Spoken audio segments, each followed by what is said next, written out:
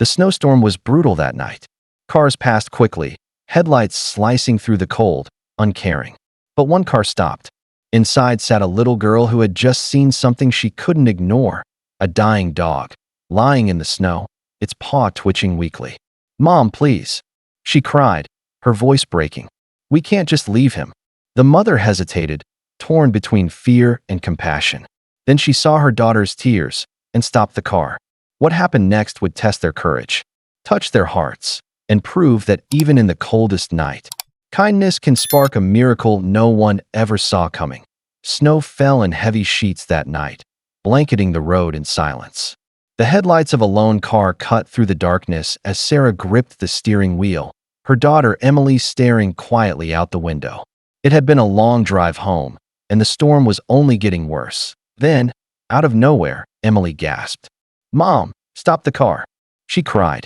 Sarah's heart jumped as she hit the brakes. Ahead, barely visible under the swirling snow, lay a dark shape on the road. When she opened the door, the icy wind bit at her face, but Emily was already running toward it. "Emily, wait!" Sarah shouted, hurrying after her. Then she saw it. A German shepherd, lying motionless in the snow, blood streaking across its fur. Its paw twitched weakly, a soft whimper lost in the wind. Tears filled Emily's eyes as she knelt beside it. "Mom, he's still alive. We have to help him." Sarah hesitated, torn between fear and the look in her daughter's pleading eyes. Finally, she pulled off her coat and wrapped it around the trembling dog. "Okay," she whispered. "We're taking him home." That moment, frozen in snow and compassion, was the beginning of a miracle neither of them saw coming. Snow crunched beneath their boots as Sarah and Emily struggled to lift the dog. He was heavy, his body limp, fur matted with ice and blood. Emily's hands trembled, but she didn't let go. "Hang on, boy. Please hang on," she whispered. Sarah opened the car door, wrapping the animal in a blanket and turning the heater to full blast. The drive to the vet clinic felt endless. The snowstorm howled around them, and Emily kept her small hand on the dog's paw, whispering softly, "You're going to be okay. You're safe now." Sarah glanced at her in the rearview mirror. Her daughter's face was streaked with tears, but her eyes shone with determination. When they arrived, the vet rushed out, eyes widening. "Severe blood loss. He's hypothermic," he said quickly, carrying the dog inside. Machines beeped, nurses moved, and the little girl stood frozen in the doorway, clutching her mother's hand. An hour later, the vet returned, his expression heavy. "He's critical. We'll do everything we can, but..." Emily stepped forward, voice trembling but firm. "He's a fighter. Please don't give up on him." The vet paused, nodding quietly. "Neither will I." For the first time that night, Sarah realized her daughter hadn't just found a dying dog. She'd found a reason to hope again. The next morning, the vet's clinic was quiet except for the soft hum of machines. Emily hadn't moved from her chair beside the recovery table. She watched the German shepherd, now cleaned, bandaged, and resting beneath a warm lamp. His chest rose faintly with each breath, fragile but steady. Sarah entered quietly with 2 cups of cocoa. "Honey, you should rest," she said softly. Emily shook her head. "If he's fighting, then I'm staying." The vet smiled faintly from across the room. "She's right," he said. "He's stronger than we thought. He's responding to treatment." Hours turned into days. Emily named him Hero because, as she put it, he's brave enough to fight even when he's broken. Every visit brought small miracles, a twitch of his paw, a blink, a faint-tailed wag. The end of the week, Hero opened his eyes fully for the first time. When he saw Emily, his ears perked slightly. The girl gasped, tears spilling down her cheeks. "Mom, he knows me." Sarah smiled through her tears. "He remembers kindness," she whispered. Even the vet, hardened by years of cases that didn't end this way, stood in silence. "He's alive because she refused to give up," he said quietly. And that night, as Hero finally stood for a brief, trembling moment, it wasn't just his body that healed, it was their hearts too. When Hero finally came home, the air in the house felt lighter, alive again. Emily had decorated a small corner of the living room with blankets, toys, and a handmade sign that read, "Hero's home." The moment she opened the door, Hero limped toward her, his tail wagging weakly. She dropped to her knees, wrapping her arms around him as he rested his head on her shoulder. From that day on, they were inseparable. Hiro followed Emily everywhere, during meals, homework, even bedtime. He'd rest by her side, his nose tucked against her blanket, as if afraid she'd disappear. Sarah watched them, her heart full yet fragile. For months, Emily had been quiet, closed off after losing her father.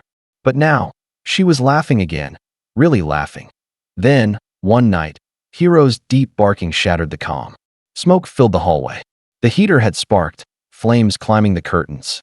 Sarah rushed to Emily's room, but Hiro was already there, tugging at the girl's blanket, barking until she woke. Together, they escaped into the freezing night that AS firefighters doused the flames. Sarah sank to her knees, clutching Hiro's collar. "You saved her," she whispered, tears streaming. The dog simply leaned against her, his eyes calm and steady. The life they had rescued had just saved theirs. Days after the fire, the small vet clinic called unexpectedly. Sarah answered, still shaken but grateful for how things turned out. The voice on the other end was the vet's assistant. "Ma'am, we found something in Hiro's records," she said. "When we scanned his microchip, we discovered he wasn't always a stray." Sarah frowned. "What do you mean?" The assistant hesitated. "Hiro once belonged to a soldier named Michael Harris. He was reported missing overseas last year. The dog escaped during transport and was never found again." Sarah's heart tightened. She glanced at Emily, who sat on the floor brushing Hiro's fur, humming softly. "So he was someone's. Hiro before ours." When she told Emily, the girl went silent for a moment, then hugged the dog tightly. "Then maybe," she whispered, "God sent him back to keep saving people." That night, Sarah sat on the porch, watching Hiro sleep beside her daughter. She thought about the soldier, the storm, the fire, and how fate had intertwined them all. "Maybe we didn't just save him," she murmured. "Maybe he was always meant to find us." Hiro stirred, opening his eyes briefly, as if he'd heard her. His tail wagged once, slow and peaceful, like a quiet thank you. Months passed, and life slowly returned to normal.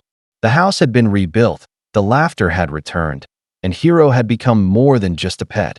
He was family. Every morning, he'd sit by Emily's bed until she woke up, tail thumping softly against the floor. He seemed to understand every word she said, every smile she gave. Sarah often watched them from the kitchen window, her heart swelling with gratitude.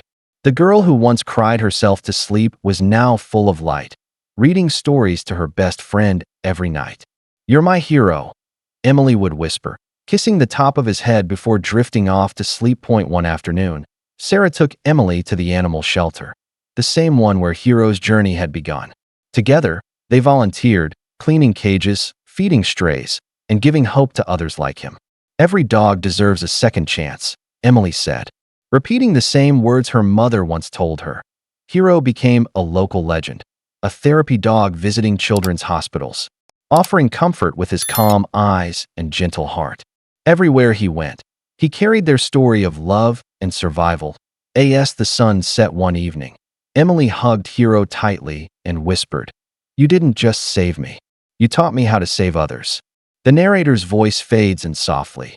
Sometimes, miracles don't arrive with wings or light. They come with fur, loyalty, and a heartbeat that never gives up.